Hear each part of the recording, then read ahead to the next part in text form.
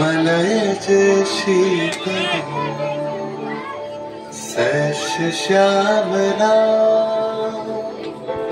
सैश श्यामला मातरम वंदे मातरम।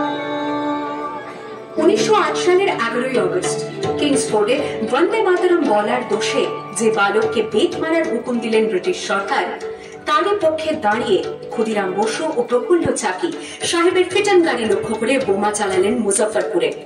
সাহেব নিহত হলেন না, তবু নাবালক ক্ষুদিরামকে ফাঁসির হুকুম দেয়া হলো।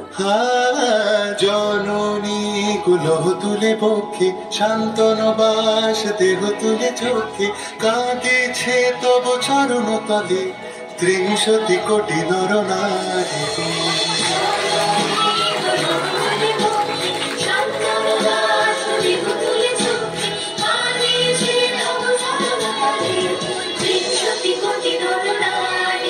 যারা স্বর্গগত তারা এখনো চলে স্বর্গের চেয়ে প্রিয় জন্মভূমি এসো স্বদেশ প্রতের মহাদীক্ষালু সেই মৃত্যুঞ্জয়ের চরম চুমি। যারা জীর্ণ জাতির বুকে জাগালো আশা মন মলিন মুখে জোগালো ভাষা আজি রক্ত কমলে গাথা আজি রক্ত কমলে গাথা মারল খালি বিজয় লক্ষ্মী দেবতাদের কালে মুক্তির মন্দির সকাল তলে কত প্রাণ বলিয়া লেখা আছে অশ্রু জলে লেখা আছে অশ্রু জলে।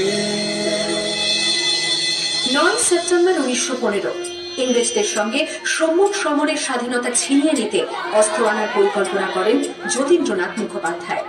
বালেশ্বরে সঙ্গীদের নিয়ে জাহাজ থেকে সেই অস্ত্র নামাতে গেলে ইংরেজ বাহিনী তাদের ঘিরে ফেলে। বুড়িবালমের তীরে লড়াই বাঁধে বিরাট ইংরেজ বাহিনী বনাম বাঘা যতীন ও তার 4 সতীর্থদের।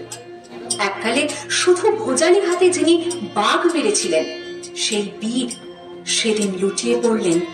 আমি হাসি হাসি পড়ব ফাঁসি দেখবে ভারতবাসী ও মা হাসি হাসি পড়ব ফাঁসি দেখবে ভারতবাসী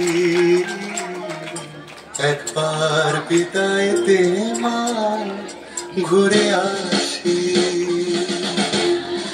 18 এপ্রিল 1918 মাস্টারদা সূর্য সেন ও তার 65 জন শিষ্য মিলে পরিকল্পনা করে চট্টগ্রামে ব্রিটিশ পুলিশের অস্ত্রাগার লুট করেন এবং তারপরে লুকিয়ে আশ্রয় নেন জালালাবাদ পাহাড়ে। এর 4 দিন পর ব্রিটিশ বাহিনী খুঁজে বার করে মাস্টারদা ও তার সঙ্গীদের। সেদিনের অস্তমিত সূর্য ছিল সূর্য সেনের রক্তের আহ্বান শোনো আহ্বান আশীর্বাদ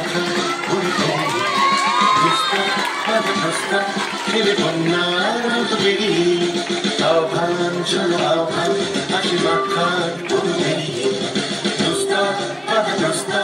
খেলে বন্যার মতো বেরিয়ে যুব সঞ্চিত শক্তি দিয়েছে সারা হিমগির সমল কিশোরদের সারা যাত্রা শুরু করছে ছোটে দুর্বার বেগে চটি মুক্ত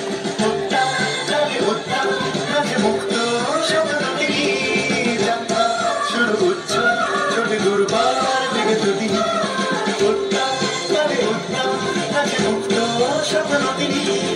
এই শুধু সত্য যে নবপ্রাণী জেগেছে রণসাজে সেজেছে অধিকার অর্জনে এই শুধু সত্য যে নবপ্রাণী জেগেছে রণসাজে সেজেছে